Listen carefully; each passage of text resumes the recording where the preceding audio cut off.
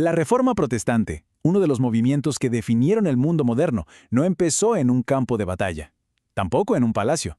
Su origen es mucho más íntimo, más silencioso. Empezó dentro del alma atormentada de un solo monje. Y en el centro de todo esto tenemos a Martín Lutero. Por fuera era el monje modelo, un ejemplo de piedad y disciplina. Pero por dentro, por dentro se libraba una guerra secreta contra el mismo Dios al que había jurado servir. Así que la gran pregunta que vamos a explorar es esta. ¿Cómo es posible que la angustia personal de un hombre pudiera encender una chispa que se convertiría en un incendio global, una revolución que cambiaría la historia para siempre? Para entender la desesperación de Lutero, primero tenemos que meternos en su mundo. Hay que entender el sistema mental y espiritual que lo tenía atrapado.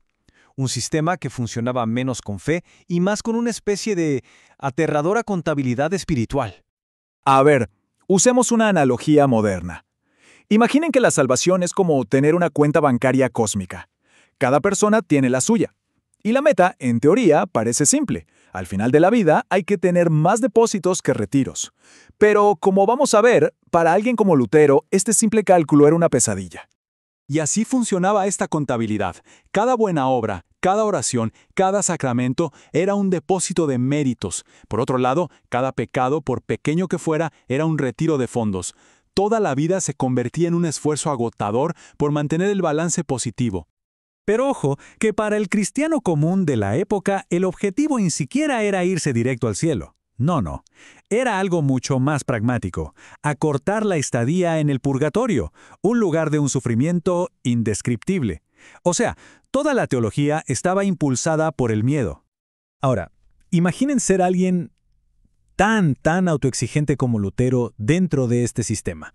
Era una verdadera cámara de tortura psicológica. La incertidumbre lo era todo. ¿Cómo saber si la confesión fue realmente completa? Si una buena obra no estaba, en el fondo, manchada de orgullo. Era un laberinto mental sin salida. El tormento de Lutero era tan profundo que tenía un nombre específico en alemán, Anfechtungen. Y esto no era una simple duda intelectual, Era un asalto visceral, un ataque de pánico existencial.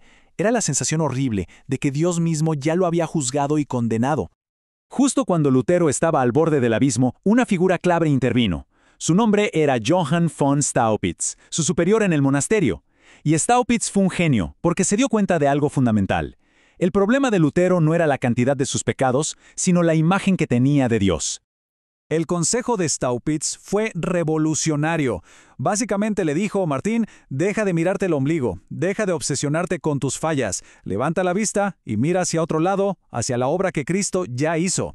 Fue el primer rayo de luz en medio de muchísima oscuridad. Pero Staupitz sabía que con palabras no bastaba. Su plan fue increíblemente práctico y audaz. Le dio a Lutero una misión académica tan gigantesca que sencillamente no iba a tener tiempo para su introspección destructiva. Lo obligó a dejar de analizarse a sí mismo y empezar a analizar la Biblia para enseñarla. Y este nuevo rol como profesor empujó a Lutero a una confrontación directa con las Escrituras, día y noche, particularmente con el libro de Romanos. Y fue ahí, en su estudio en la torre del monasterio, donde su crisis personal se transformó en una crisis teológica. Este es el versículo. Este fue el campo de batalla. Para nosotros hoy, la frase «la justicia de Dios» puede sonar hasta reconfortante. Para Lutero, era una sentencia de muerte. Él entendía que se refería a la justicia con la que Dios, como juez perfecto y santo, tiene que castigar a los pecadores. Era la justicia que exigía de él. Y entonces de repente, estudiando, meditando en esa frase día y noche, ¡pum!, la revelación, el clic que lo cambió todo. Se dio cuenta de que lo había estado entendiendo completamente al revés. La justicia de Dios no era una demanda activa que Dios nos hace, sino un regalo pasivo que Dios nos da. No era algo a lograr, sino algo a recibir. La analogía del juez lo explica perfecto. Imaginen estar frente a un juez con una deuda impagable. Ese es el pecado. Por años, Lutero intentó pagar esa deuda con monedas sin valor, sus buenas obras, sus penitencias. Y de pronto, el juez le dice, ¿la deuda? Ya fue pagada. La pagó mi propio hijo. La salvación dejó de ser un pago a realizar para convertirse en un veredicto que solo había que aceptar por fe.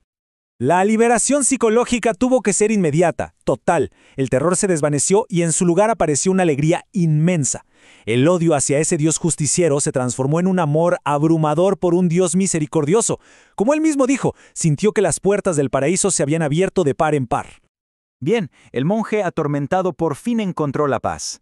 Pero esa idea que lo liberó, esa idea tenía implicaciones que iban a sacudir los cimientos de Europa. Eran explosivas.